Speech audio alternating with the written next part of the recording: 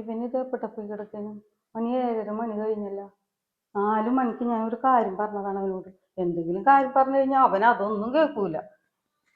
എങ്ങനെയാണ് പണിയെടുക്കണ കാശ് കൊണ്ടുവന്ന് അവിടെ കൊണ്ട് കൊടുക്കും. പിന്നെ എങ്ങനെയാണ് അതെങ്ങനെയാണ് ചൊഞ്ചോത്തി കൂടിയല്ലേ കടയിൽ പോണത്? എടി അവനെന്താണ് ഇത്ര നേരമായിട്ട് കാണാത്തത്? എനിക്കറിയില്ല, അവന് തോന്നുന്ന നേരത്തല്ലേ അവൻ വരാറ്. അല്ലെങ്കിലും അതെ, ഞാനൊരു കാര്യം പറഞ്ഞു കഴിഞ്ഞാൽ അവൻ കേൾക്കൊന്നുമില്ലല്ലോ. അവൻ വരാത്തതിന് എന്റെ മെക്കിട്ടോട്ട് കേട്ടിട്ട് എന്താ കാര്യം? ഇന്നിനി എന്താണാവോ? ചെന്ന് അന്വേഷിച്ചില്ലെങ്കിൽ അതും പറഞ്ഞ് ഓർത്തോണ്ടിരിക്കും. അമ്മക്കറിയാലോ അവന്റെ കാര്യം.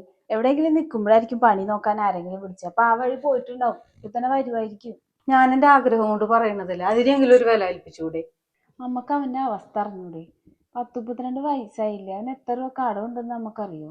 ഓ, ഇപ്പോഴല്ലേ അവന് കടത്തിനെ പറ്റി ചിന്തയുള്ളത്. ഇത് എനിക്ക് അമ്മ പറഞ്ഞു തരേണ്ട കാര്യമല്ലേ? അവന് ഓരോ മാസവും ഈ ലോൺ അടയ്ക്കാനായിട്ട് ഓടി നടക്കുന്നത് അമ്മ കാണുന്നതല്ലേ? എന്തോരം കടവും ഇപ്പൊ വീട്ടാനുള്ളത്. എനിക്കറിയാടി മോളെ അവന്റെ വിഷമം. ഇത്ര നേരമായിട്ട് അവനെ കാണുന്നില്ലല്ലോ, അതിന്റെ പേരിലാണ് ഞാൻ പറയണത്. അമ്മയുടെ മരുന്ന് വല്ലതും കോട്ടാ അപ്പൊ പെരി അൽഫാം മേടിച്ചില്ലേ? പെരി പെരി ബാക്കിയുള്ള പിരി പോയിരിക്കണോട് അപ്പാണ് പെരി പെരി അൽഫാം.